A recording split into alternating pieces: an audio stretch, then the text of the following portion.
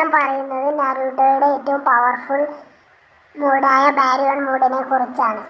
നമ്മുടെ നരൂട്ടോ ഇതുവരെയായിട്ടും യൂസ് ചെയ്തതിൽ ഏറ്റവും പവർഫുൾ മോഡാണ് ബാരിയോൺ മോഡ്. നരൂട്ടോ ഇത് ആദ്യമായി യൂസ് ചെയ്യുന്നത് ബൊറൂട്ടോയിലാണ്. നരൂട്ടോ കുറാമെ ആയാൽ എങ്ങനെയിരിക്കും അതുപോലെ തന്നെയാണ് ഇതും. ഈ ബാരിയോൺ മോഡിന് ചില ഡിസഡ്വാൻറ്റേജുകൾ ഉണ്ട്. അപ്പോൾ അത് നമുക്ക് നോക്കാം. ഈ ബാരിയോൺ മോഡിൽ നരൂട്ടോ പോയത് ഒരു ഓട്ടോട്സുക്കി ക്ലാനുള്ള ഒരു ആളെ ഡിഫീറ്റ് ചെയ്യാൻ വേണ്ടിയാണ്. ആ മെമ്പറിന്റെ പേരാണ് ഇഷിക്കി ഓട്ടോട്സുക്കി. അതുപോലെ തന്നെ ഓട്ടോട്സുക്കി ക്ലാനിലുള്ളവർ എത്ര പവർഫുൾ ആണെന്ന് നമുക്കറിയാം.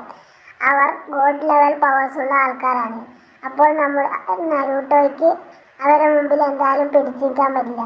കാരണം അവർ ഭയങ്കര പവർഫുൾ ആണ്. നരൂട്ടോ പല പല മൂഡിലേക്ക് പോകുന്നുണ്ടെങ്കിലും അവസാനമായിട്ടാണ് നമ്മുടെ ബാരിയോൺ മോഡിലോട്ടേക്ക് പോകുന്നത്. കുറാമയാണ് ഈ വഴി നരൂട്ടോയ്ക്ക് പറഞ്ഞു കൊടുക്കുന്നത്. അപ്പോൾ നരൂട്ടോ തന്നെ പറയും, ഇത് നിനക്ക് നേരത്തെ പറഞ്ഞുകൂടായിരുന്നു എന്ന്. അപ്പോഴാണ് നരൂട്ടോ ബാരിയോൺ മോഡിലോട്ടേക്ക് പോകുന്നത്. ബാരിയോൺ മോഡിലേക്ക് നരൂട്ടോ പോയപ്പോൾ സ്പെഷ്യൽ പവേഴ്സ് ഒന്നും യൂസ് ചെയ്യുന്നതായിട്ട് കണ്ടിട്ടില്ല. Only hand to hand fight തന്നെയായിരുന്നു ഉണ്ടായിരുന്നത്. പക്ഷേ നരൂട്ടോയ്ക്ക് സ്ട്രെങ്ത് ആൻഡ് സ്പീഡ് ഭയങ്കര കൂടുതലായിരുന്നു.